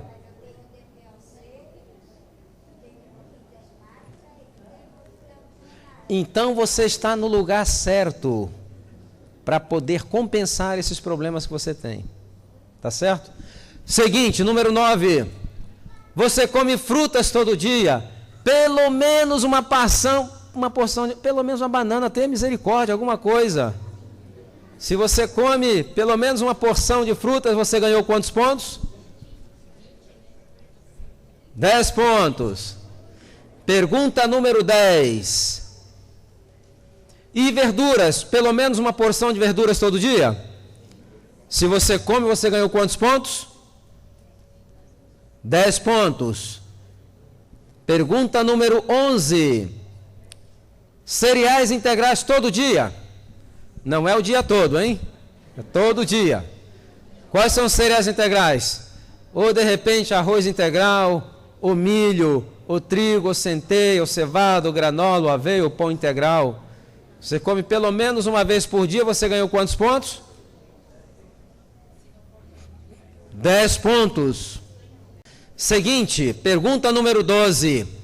Raramente, é uma coisa muito rara na sua vida, você jantar à noite. Você normalmente come um lanchinho pelo menos 3 horas antes de dormir. Se isso for uma coisa muito rara na sua vida, quantos pontos você ganhou? 10 pontos. Pergunta número 13. Vamos lá. Você toma água todos os dias? Se você toma água em quantidade adequada, você ganhou quantos pontos? 25 pontos. Amanhã vamos ter uma palestra muito boa sobre água.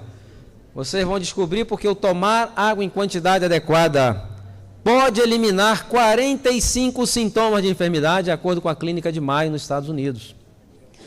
Pergunta número 14. Atividade física semanal. Vamos ver. 5 ou 6 vezes por semana, quantos pontos? 25 pontos. 3 ou 4 vezes, quantos pontos? 5 pontos.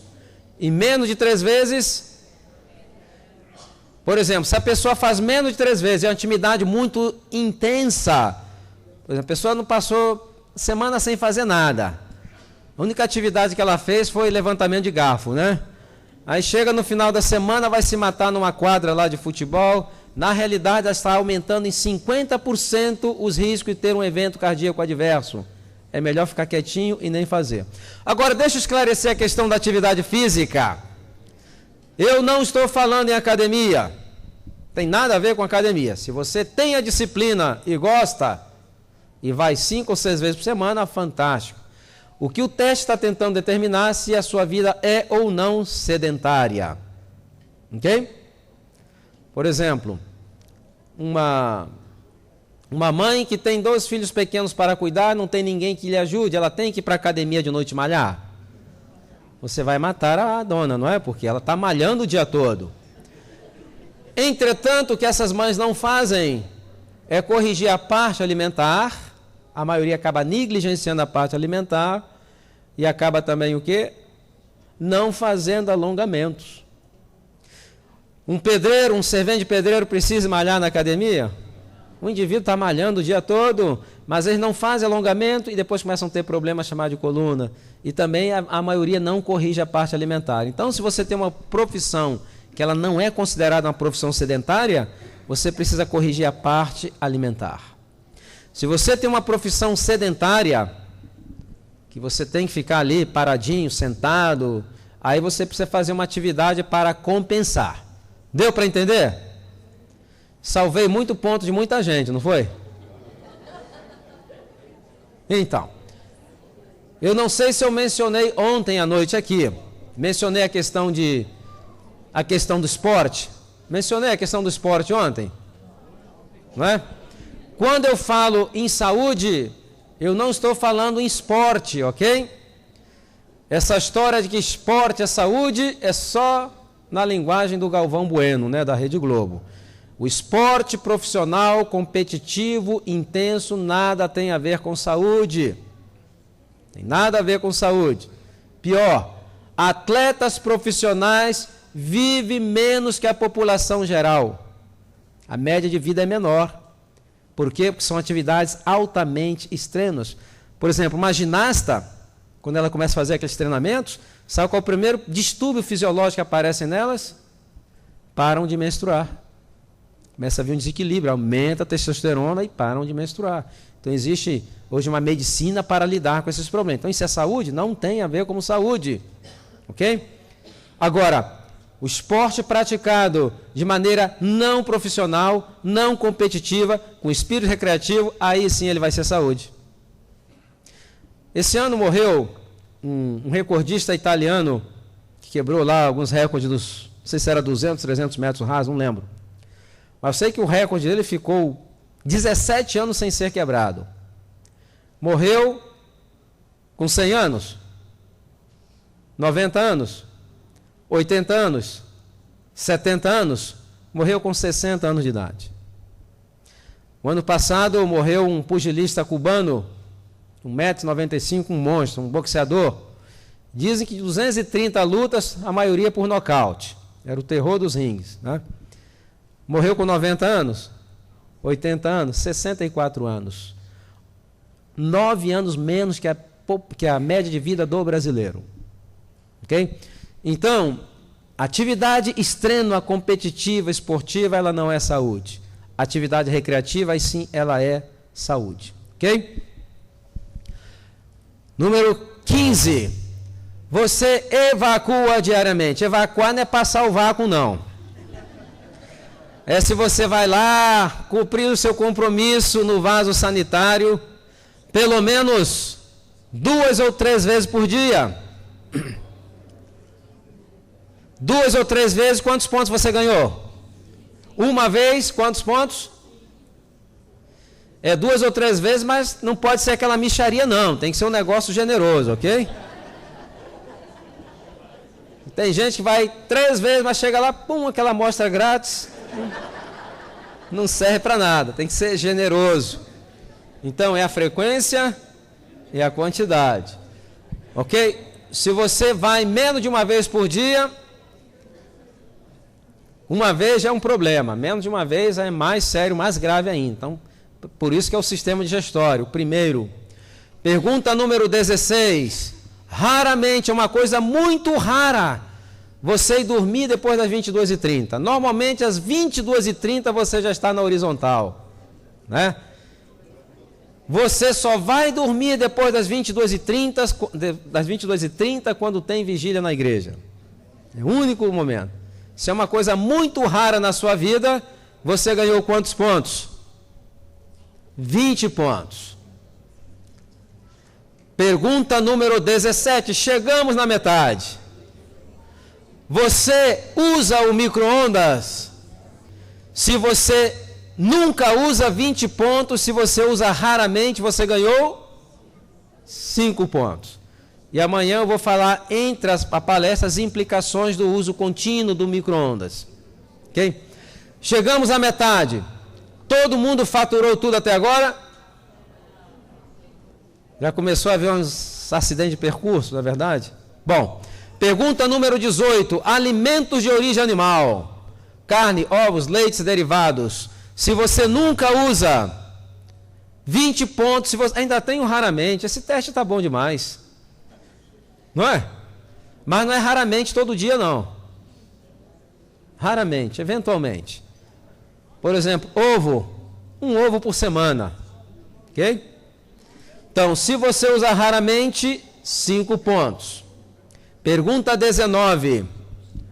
Os sucos industrializados, aqueles que vêm em pozinho, em caixinha, concentrados, cheios de conservantes, aromatizantes, aquela coisa toda. Se você nunca usa, 20 pontos. Se você usa raramente, 5 pontos.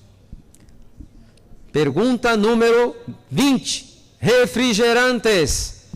Normalmente o pessoal mete o malho na Coca-Cola, mas todos os refrigerantes são ruins para a saúde, ok? Então, qualquer tipo de refrigerante, se você nunca usa, ainda tenho raramente. Esse teste está bom demais, muito fácil. Pergunta 21. Alimentos processados que vêm com conservantes, aromatizantes, corantes, adoçantes, sódios. Se você nunca usa, quantos pontos? Se você usa raramente, quantos pontos? 5 pontos. Pergunta 22. Açúcar. Qualquer tipo de açúcar. E a pessoa pergunta, doutor Silmar, é açúcar de frutas? Qual a pergunta que eu faço? Está refinado? Mas, doutor Silmar, é açúcar de milho? Qual é a pergunta? Está refinado? Doutor Silmar, é açúcar de estévia? Qual é a pergunta? Está refinado? A palavra-chave o que é? Refinado. E amanhã nós vamos ver o impacto negativo que tem os refinados, não só o açúcar. Na nossa saúde física, na nossa saúde também o quê?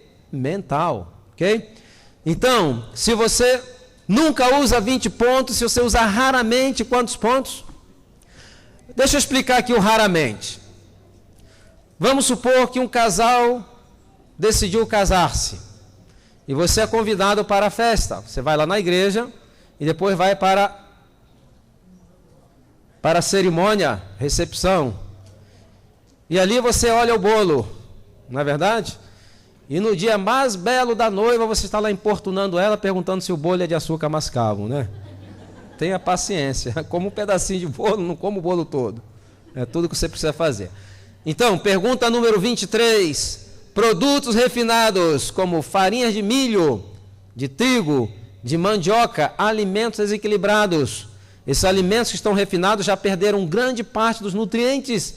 Então, sempre falo, dê preferência ao milho e reduz o consumo da farinha de milho. Dê preferência à mandioca e reduz o consumo da farinha de mandioca, porque se torna o quê? Calorias vazias. Então, se você nunca usa 20 pontos, se você usa raramente, você ganhou 5 pontos. 24. Você dá um intervalo de pelo menos 5 horas entre as refeições. O intervalo é 5 horas, só que tem gente que fala, doutor Silmar, eu não consigo ficar 5 horas sem comer. Não comendo o que está comendo, as pessoas não conseguem ficar nem 2 horas. Então, para que se dê um intervalo maior, se sentir saciado, é necessário implementar 3 hábitos, que nós vamos falar amanhã de manhã, que vai te dar uma sensação de saciedade, você vai dar a Deus esse negócio de estar comendo toda hora. Ok? Se você dá esse intervalo, você ganhou 20 pontos. Pergunta número 25. Você não consome produtos que tenham estimulantes, como café, chocolate, tererê, chimarrão, qualquer chá cafeinado. Se você não consome, quantos pontos você ganhou? E aqui acabou raramente, né? Todo mundo esperando raramente, né? Eu conheço meu povo. Pergunta número 26. Você não fuma? É confidencial, ninguém está olhando, pode ir.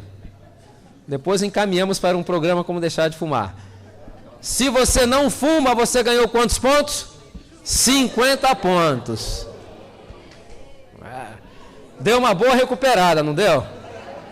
Olha, lembre-se que eu mencionei pela manhã que os nossos problemas não são as raposonas. Não tem problema. São as raposinhas, está aí provado. Agora, a experiência de quem faz o teste daqui da frente, ela é única. Todo começa com um sorriso de orelha a orelha. Eu não sou diabético, não sou hipertenso. Aí vai chegando a pergunta 14, 15. Tem uns que jogam papel para o lado, como se a culpa fosse minha, fazem birra, não é verdade? Aí, quando chega no cigarro, começa a ver esperança novamente, né? O semblante brilha. Vamos lá. Pergunta número 27. Você não bebe bebidas alcoólicas? Se você não bebe bebidas alcoólicas, você ganhou quantos pontos? 50 pontos. 28. Você não usa drogas ilegais.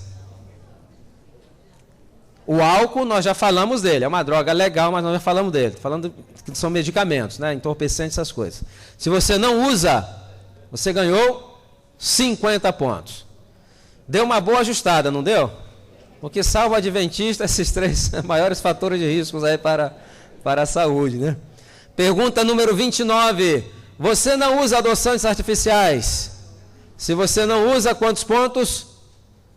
20 pontos. Não, stevia é natural, mas é refinado. A stevia em infusão, ela não é refinada. Entendeu? Pergunta número 30. Você não toma líquido. Deixa eu esclarecer aqui. Na realidade, ali deveria ser água. Por exemplo, se eu pela manhã for tomar meu desejum, eu pego lá o meu pão integral, coloco lá uma pasta de amendoim, não é? E aí eu pego um copo de 150 ml de suco de fruta doce, temperatura ambiente, faz mal ou não faz mal? Faz? Bom, quantos acham que faz mal? Quantos acham que não faz mal? Uma grande maioria não acha nada, não é? Não acha coisa nenhuma. Bom, então na realidade não faz mal. Por quê? Agora, se você tomar meio copo de 150 ml de água, faz mal ou não faz mal? Faz mal. E a diferença é a seguinte: a água, quando você coloca na boca, por retroalimentação, o cérebro interpreta como se fosse já enzima digestiva e acaba reduzindo a liberação de enzimas. Então aquilo que você comeu já vai descer só com água praticamente. Entretanto, o suco não tem esse efeito. Por quê? Porque ele possui açúcares simples que tem que ser desdobrado, então não tem esse efeito de inibir a produção. Essa é a diferença. Deu para entender? Serve como alimento, mas tem que ser o quê? Temperatura ambiente e não uma quantidade. Se você toma lá um pedaço de pão certamente com 2 copos duplos, aí sim vai ter problema, né? Que vai diluir o suco gástrico. Em quantidade pequena, não é? Exato. Ele é um nutriente, não é água. Bom, se você não usa, quantos pontos você ganhou? 20 pontos. Pergunta 31. Estamos chegando. Queremos terminar isso às 7 horas da noite o máximo, hein? Você come devagar e mastiga bem os alimentos? Deixa eu dar aqui o parâmetro e a gente vai ver a mastigação amanhã. Como que a mastigação pode eliminar muitos problemas digestivos? Pode ajudar no controle do peso e no controle da ansiedade e do estresse. A gente vai ver isso aqui amanhã. Okay? Você leva pelo menos 30 minutos para comer um prato de comida. Não é 1 minuto para comer 30 pratos de comida. É o contrário. É 30 minutos. Mastiga bem devagarzinho, misturando com a saliva. Ok? Se isso acontece, você ganhou quantos pontos? 20 pontos. Pergunta 32. Você não é deprimido? Se você não é deprimido, quantos pontos? 30 pontos. Se você for deprimido, qual é a solução? Programa de revitalização física e mental amanhã à noite. Ok? Pergunta 33. Você não é ansioso? Se você não é ansioso, você ganhou quantos pontos? 30 pontos. E a última pergunta, você não é estressado ou estressada? Se você não é estressado ou estressada, você ganhou 30 pontos. Tá certo? Bom, agora vocês vão fazer o seguinte, vão somar o seu grande total. Depois que somar esse grande total, a gente vai comparar com 7 parâmetros. E aí você vai identificar a sua idade biológica e você vai ver os riscos de enfermidade. Eu creio que tem gente aqui com 40 anos, segunda-feira já vai dar entrada na aposentadoria. Falou, doutor, falou lá que eu já posso, né? Então, vamos somar aí o total.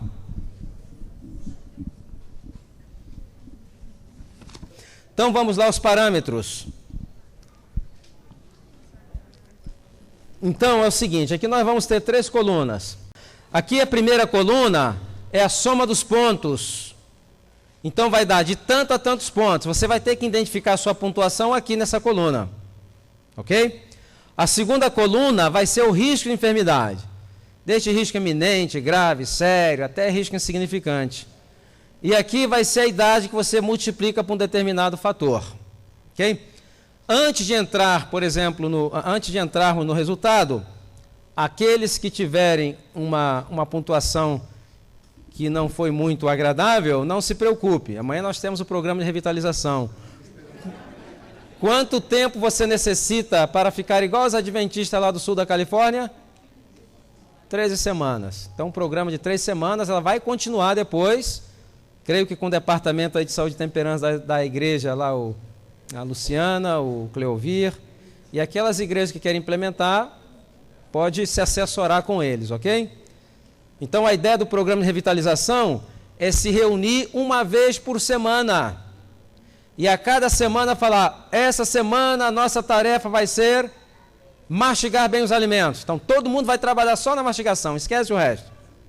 Se come carne, continua comendo carne, mas pelo menos começa a mastigar ela direito, né? E aí, a cada semana, na outra semana, o que acontece? Aí se reúne, aí troca experiências. Bom, essa semana nós vamos aumentar o consumo de água. E aí, a igreja vai se tornando um grupo de apoio. Porque não é fácil vencer hábitos, não da nossa vida, mas de gerações. E na realidade é uma dependência que está muito bem enraizada.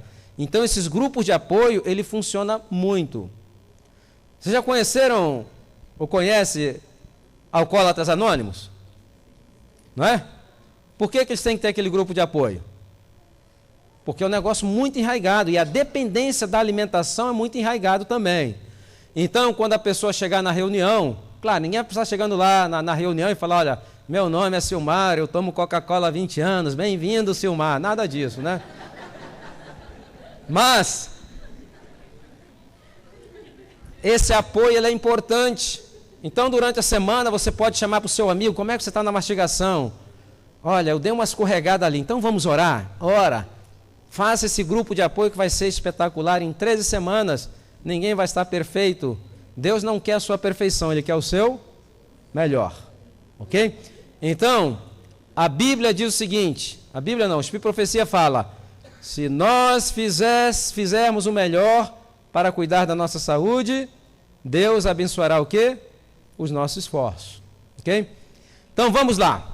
Primeiro parâmetro, aqueles que tiraram de 199 pontos para baixo, o risco para a saúde é um risco o quê? Iminente. Essa pessoa é uma bomba ambulante. Ela pega a idade e multiplica por quanto? Por 2. Se ela tem 40 anos, qual a idade dela? 80 anos. A minha pergunta é a seguinte, alguém tirou menos de 199 pontos? Fala que eu vou chamar o SAMU agora mesmo, já manda com uma guia de internação já. Tem esperança, né? Então, na realidade, quando eu dou palestra para agências do governo, corporações, isso aí é muito comum, é um verdadeiro desespero, né? Então, se essa pessoa tivesse 60 anos, qual a idade dela? Já está fora da validade, né? Venceu já. Seguinte, parâmetro número 2. Entre 200 a 299 pontos. O risco ainda é um risco o quê? Multiplica a idade por 1,75. Significa, se essa pessoa tem 30 anos, a idade dela qual é? 52 anos e meio. Ok? Eu não creio que alguém aqui tirou isso aí. Se for adventista e tirou isso aí, deve estar fumando ou bebendo escondido, porque só aqueles 3 pontos são 150, né? Pergunta número 3, parâmetro terceiro. De 300 a 399, o risco é um risco ainda o quê? Grave. Aí pega a idade e multiplica por 1,5. Se ela tem 30 anos, qual a idade dela? 45. Se ela tem 40 anos, qual a idade dela? 60 anos. Ok? Muito bom. Parâmetro número 4. Entre 400 e 499 pontos. O risco para a saúde ainda é um risco o quê? Sério. Pega a idade e multiplica por 1,25. Se ela tem 40 anos, qual a idade dela? 50 anos. Porque ela tem 10 anos a partir daí, a mais. Eu nunca pedi para ver, né? Mas normalmente, eu creio que a grande massa de adventistas no Brasil está metido aí, a gente tem que tirá-la daí imediatamente, ok? Bom, quinto parâmetro, de 500 a 599 pontos, o risco é um risco o quê?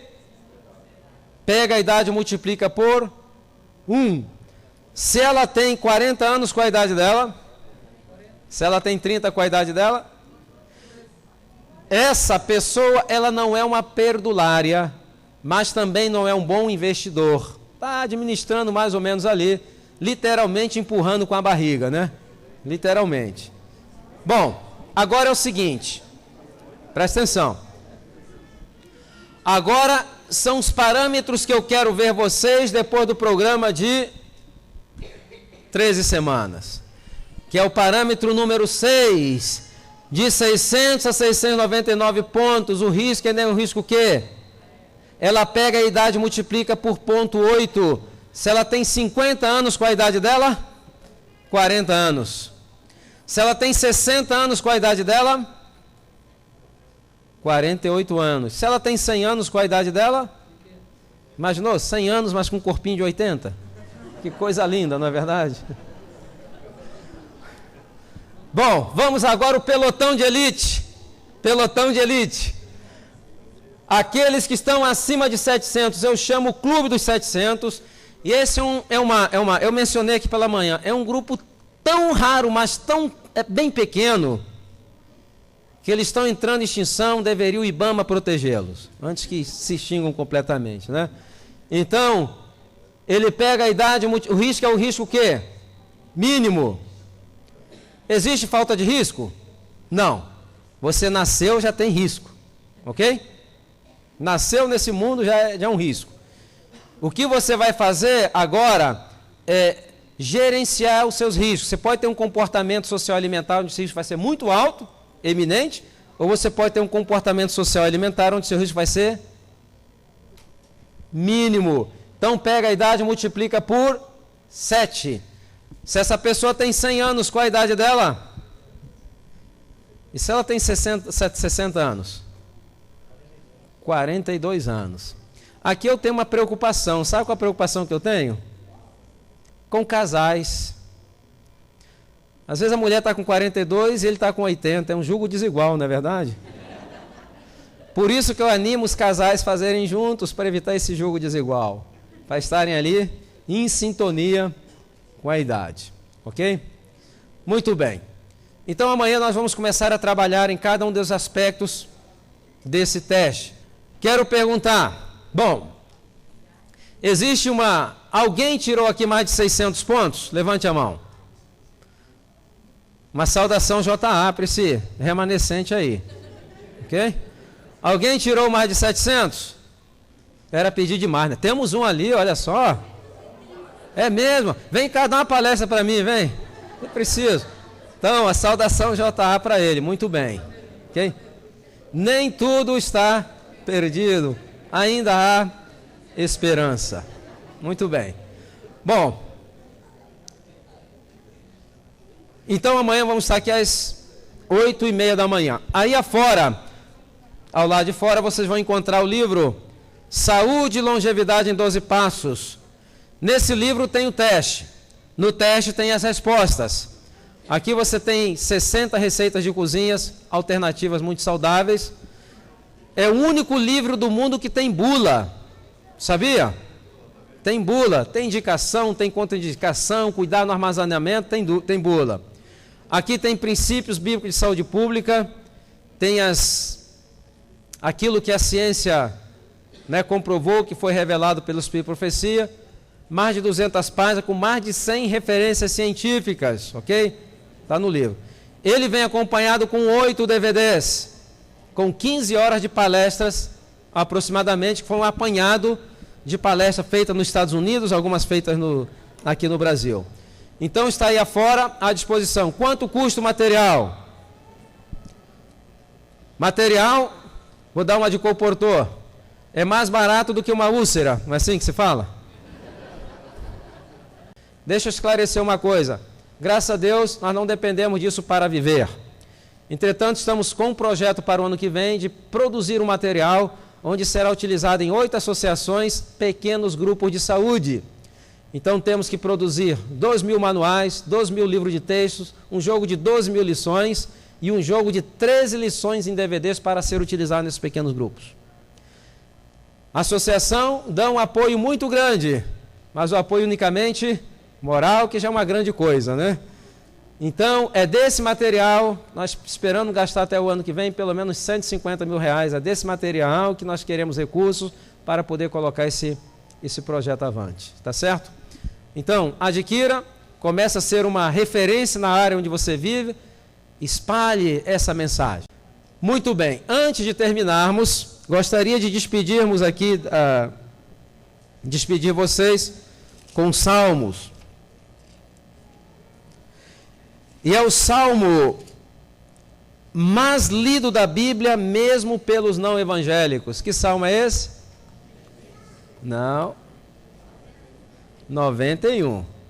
Você chega na casa de uma pessoa que não é evangélica, às vezes a Bíblia está aberta aonde?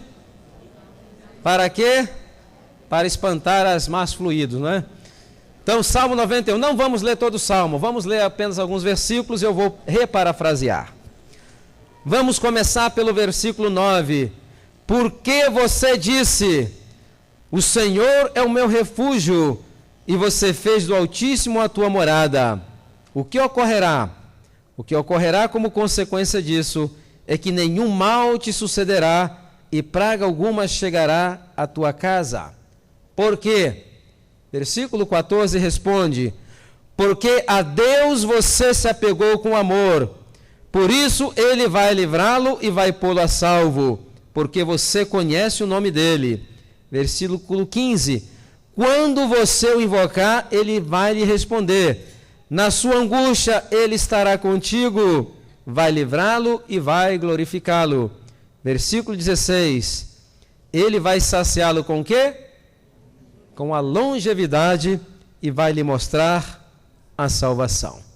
Muito bem, que Deus abençoe abundantemente, esperamos todos aqui amanhã, às 8h30, amanhã é que o negócio vai ficar bom, ok?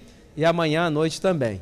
Então quero convidar a todos que se coloquem de pé, quero perguntar ao pastor Edson se há algum anúncio, alguma coisa, está tudo certo? Então, eu vou fazer uma oração, depois vou estar aí a saúde para cumprimentar a vocês, ok? Pai nosso que estás nos céus, te agradecemos uma vez mais pela tua infinita misericórdia, pelo privilégio de estarmos aqui aprendendo como cuidar desse corpo que é o templo do seu Santo Espírito. Ajude-nos, Senhor, nas nossas debilidades. Queremos te agradecer também pelo sábado que passamos na tua companhia e te suplicar que continue conosco durante essa semana que se inicia, abençoando a cada líder dessa igreja, a cada membro, a cada criança e também a todas as visitas que porventura estejam em nosso meio. Perdoa os nossos pecados, guia nos nossos destinos na sua santa paz. Te suplicamos em nome de Jesus. Amém. Uma boa semana para todos.